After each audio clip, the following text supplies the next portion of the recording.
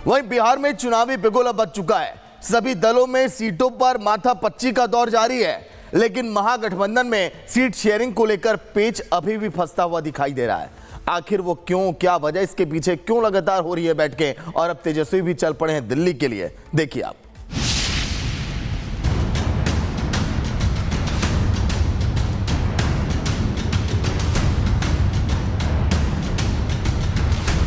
सीटों का बंटवारा, कहां फंसा पेच।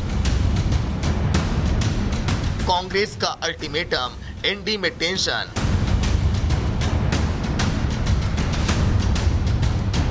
एनडी में सीट शेयरिंग का मुद्दा उलझा।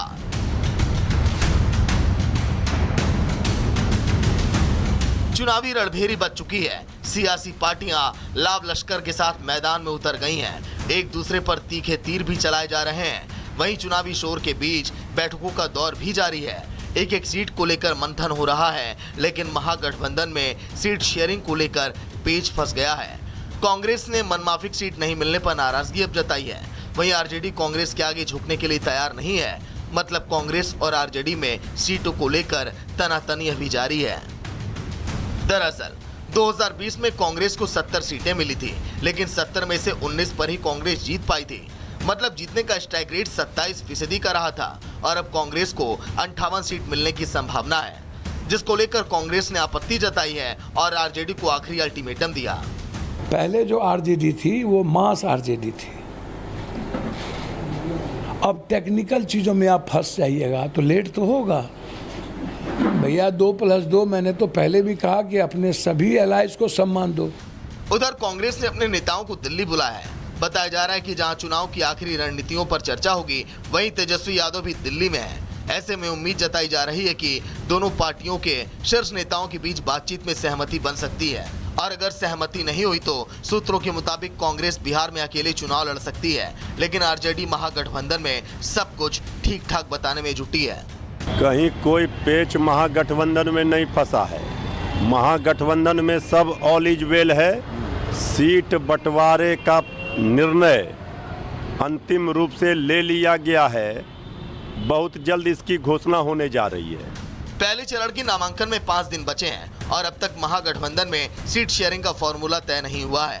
कांग्रेस लगातार आरजेडी को अल्टीमेटम दे रही है। ऐसे में आरजेडी की अनदेखी से नाराज कांग्रेस कहीं अकेले ही ना विधानसभा चुनाव के लिए उतर जाए, इसमें कोई बड़ी बात नहीं है। Bureau report, Republic Bharat.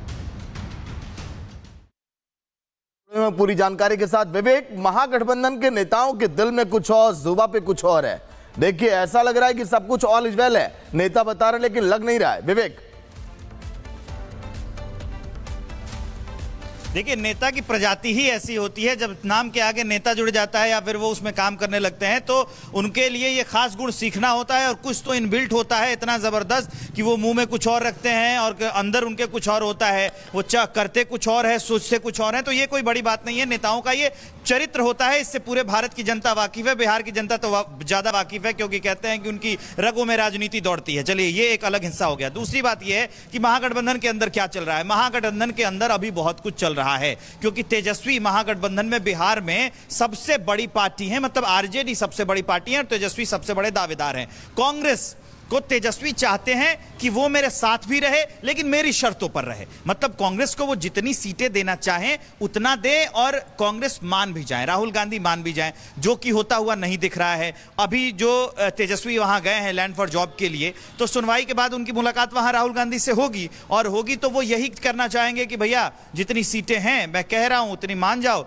लेकिन वो चाहेंगे कि ज्यादा सीटों पर लड़ें। क्योंकि यात्रा का खुमार अभी जो राहुल गांधी के सर पर चढ़कर बोल रहा है, उनको लगा कि जब मैं यात्रा कर रहा था तो भयंकर जन समर्थन मुझे मिल रहा था, तो उसका असर तो दिखेगा। लेकिन बिहार की जनता जानती है और तेजस्वी ये बात भली भांति जानती है, जानते हैं तेजस्वी कि अभी उसका मतलब वोट्स में तब्दील होना ये बहुत बड़ी बात हो जाएगी। दूसरा हिस्सा ये हो गया। अब एक और आइए, मुकेश सहनी जो खुद को डेप्यूटी सीएम का दावेदार बना चुके हैं और वो अंदर ही अंदर कुछ दिनों मतलब कल और परसों बात करें तो वो किसी से बात ही नहीं कर रहे थे। हमने उनसे फोन करने की कोशिश की, जो नंबर उनका हमेशा चालू रहता है वो नंबर भी उनका मिला बंद।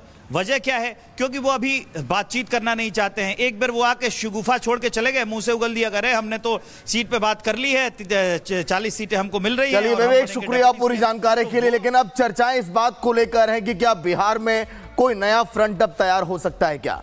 बिहार की चुनावी फिजाओं में इस तरह की बातें अब चलने लगी हैं। आखिर अगर नया फ्रंट तैयार हुआ तो किसके समीकरण बिगड़ेंगे और किसके बनेंगे, देखिए आप।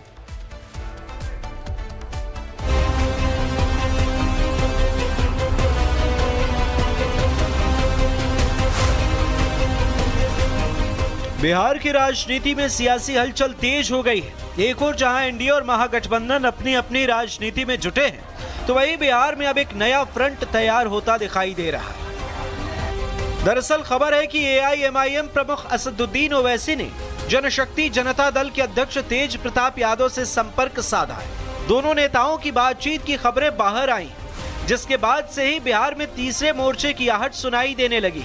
हालांकि ओवैसी पहले ही बिहार में 32 सीटों पर अपने उम्मीदवारों की लिस्ट जारी कर चुके हैं और इस बार उनकी पार्टी करीब 100 सीटों पर चुनाव लड़ने की तैयारी में है। ऐसे में उनकी कोशिश है कि मुस्लिम, यादव और दलित समीकरण के जरिए तीसरा फ्रंट तैयार किया जाए। इस बीच तेज प्रताप यादव भी ताल ठोकते नजर आ रहे हैं और अपने समर्थकों को बहुरूपियों से बचने को लेकर आगाह भी कर रहे हैं कि बहुत सारा ऐसा लोग है, विरोधी लोग हैं, हमारा जनसभा देख करके, हमारी भीड़ देख करके, हमारा जनता को देख करके घबरा रहा होगा। बहुत सारा बहुरूपिया लोग हैं जो घूमेगा, हमारे लोगों को तोड़ने का काम करेगा, आपको तोड़ने का काम करेगा। अब तेज प्रताप यादव के इस बयान के कई सियासी मतलब निकाले जा रहे हैं। क्या ये ओवैसी से बढ़ती नजदीकी का संकेत है या सिर्फ एक सियासी दबाव वाली चाल? अब ये तो आने वाला वक्त ही तय करेगा, लेकिन ये साफ है कि बिहार की सियासत में हर पार्टी समीकरण साधने में लगी है। एनडीए में सीट बंटवारे की माथापच्ची चल रही है, तो महागठबंधन में भी असहमति की खिचड़ी पक रही है। इस बीच ओवैसी और तेज प्रताप की मुलाकात ने बिहार में तीसरे मोर्चे की संभावना को हवा दे दी। Bureau report, Republic Bharat. वहीं बिहार में चुनावी बिगुल बच चुका है। सभी दलों में सीटों पर माथापच्ची का दौर जारी है, लेकिन महागठबंधन में सीट शेयरिंग को लेकर पेच अभी भी फंसता हुआ दिखाई दे रहा है। आखिर वो क्यों, क्या वजह, इसके पीछे क्यों लगातार हो रही है बैठकें और अब तेजस्वी भी चल पड़े हैं दिल्ली के लिए, देखिए आप।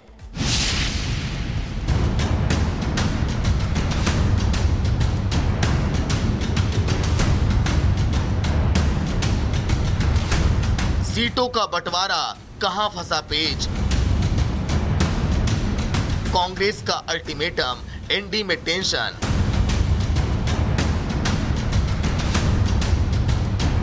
एनडी में सीट शेयरिंग का मुद्दा उलझा।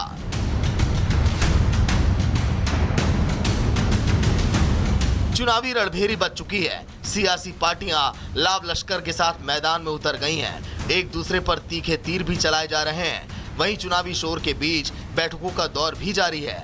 एक एक सीट को लेकर मंथन हो रहा है, लेकिन महागठबंधन में सीट शेयरिंग को लेकर पेच फंस गया है। कांग्रेस ने मनमाफिक सीट नहीं मिलने पर नाराजगी अब जताई है। वहीं आरजेडी कांग्रेस के आगे झुकने के लिए तैयार नहीं है। मतलब कांग्रेस और आरजेडी में सीटों को लेकर तनातनी अभी जारी है। दरअसल 2020 में कांग्रेस को 70 सीटें मिली थी, लेकिन 70 में से 19 पर ही कांग्रेस जीत पाई थी। मतलब जीतने का स्ट्राइक रेट 27% का रहा था और अब कांग्रेस को 58 सीट मिलने की संभावना है, जिसको लेकर कांग्रेस ने आपत्ति जताई है और आरजेडी को आखिरी अल्टीमेटम दिया। पहले जो आरजेडी थी वो मास आरजेडी थी। अब टेक्निकल चीज़ों में आप फंस जाइएगा तो लेट तो होगा भैया। 2+2 मैंने तो पहले भी कहा कि अपने सभी एलाइज को सम्मान दो। उधर कांग्रेस ने अपने नेताओं को दिल्ली बुलाया है। बताया जा रहा है कि जहां चुनाव की आखिरी रणनीतियों पर चर्चा होगी, वहीं तेजस्वी यादव भी दिल्ली में है। ऐसे में उम्मीद जताई जा रही है कि दोनों पार्टियों के शीर्ष नेताओं के बीच बातचीत में सहमति बन सकती है और अगर सहमति नहीं हुई तो सूत्रों के मुताबिक कांग्रेस बिहार में अकेले चुनाव लड़ सकती है, लेकिन आरजेडी महागठबंधन में सब कुछ ठीक ठाक बताने में जुटी है। कहीं कोई पेच महागठबंधन में नहीं फंसा है। महागठबंधन में सब ऑल इज वेल है। सीट बंटवारे का निर्णय अंतिम रूप से ले लिया गया है। बहुत जल्द इसकी घोषणा होने जा रही है। पहले चरण के नामांकन में 5 दिन बचे हैं और अब तक महागठबंधन में सीट शेयरिंग का फॉर्मूला तय नहीं हुआ है। कांग्रेस लगातार आरजेडी को अल्टीमेटम दे रही है। ऐसे में आरजेडी की अनदेखी से नाराज कांग्रेस कहीं अकेले ही ना विधानसभा चुनाव के लिए उतर जाए, इसमें कोई बड़ी बात नहीं है। Bureau report, Republic Bharat.